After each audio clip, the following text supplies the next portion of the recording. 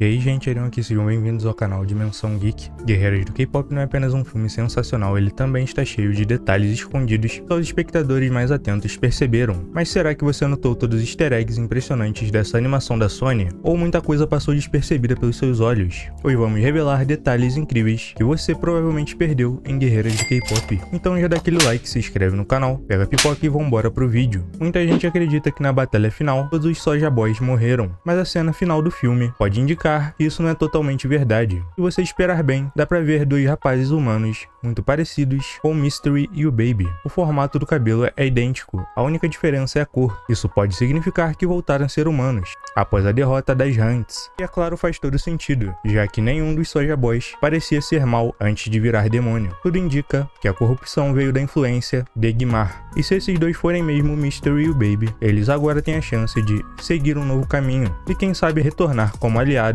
em uma sequência futura. O Tigre Azul Mágico, Derp, roubou a cena no filme e aparece até nos momentos mais inesperados. Na cena final, a Zoe surge usando um moletom com o rosto do tigre. O curioso é que apenas a Rumi interagiu diretamente com ele durante a história inteira. Então por que a Zoe tem esse moletom? Uma cena deletada explica tudo. Após a derrota de Guimar, a Rune apresenta o Derp e a Sus para a Zoe e a Mira. Como os dois eram animais do Juni e ele não está mais vivo, as Hunts acabaram adotando os bichinhos. A Zoe se apega ao Derp e isso explica um moletom personalizado. Agora falando no Mystery, um detalhe curioso é que seu rosto nunca é totalmente mostrado no filme, ou pelo menos é isso que ele quer que a gente pense. Durante a música Meu Pequeno Guaraná, por um milésimo de segundo o cabelo dele levanta e um dos seus olhos fica visível. É tão rápido que dá pra ver pausando o filme, no exato frame. Agora fica a torcida, se ele realmente estiver vivo, será que veremos seu rosto completo em Guerreiras do K-pop 2? A ideia de transformar os vilões em uma boy band demoníaca já é genial por si só, mas o nome Soja Boys também esconde um significado poderoso.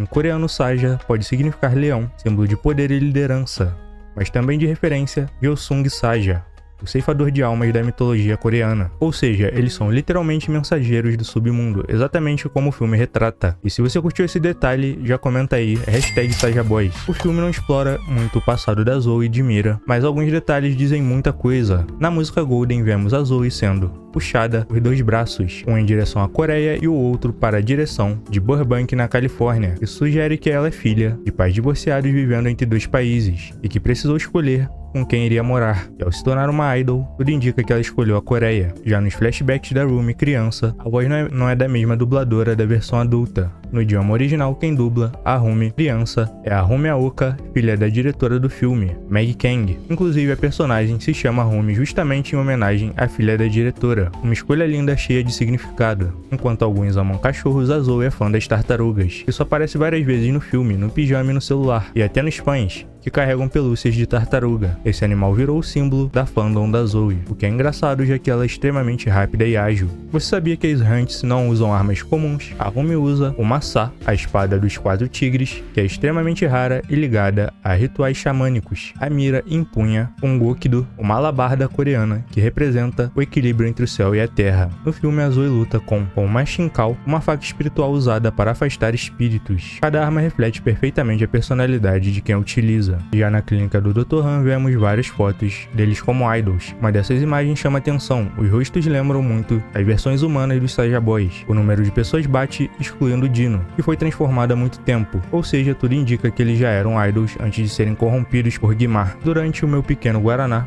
o Romance lança vários corações aos fãs, e o deles voam. Já o do Baby também lança um coração, mas o dele não sai do lugar. Isso simboliza que o Romance é mais romântico, enquanto o Baby é mais infantil, ou menos interessado em relacionamentos. A mãe da Rumi fazia parte das Sunlight Sisters, um nome mais leve e mais esperançoso. Já o grupo atual se chama Antrix, algo mais agressivo. Isso já reflete bem a diferença de mentalidade. A geração antiga acreditava que eles poderiam ser bons, mas a atual foi ensinada a exterminá-los sem piedade. E aí, quantos detalhes você já tinha percebido? Valeu por assistir, se inscreve, dá aquele like, valeu e até o próximo vídeo.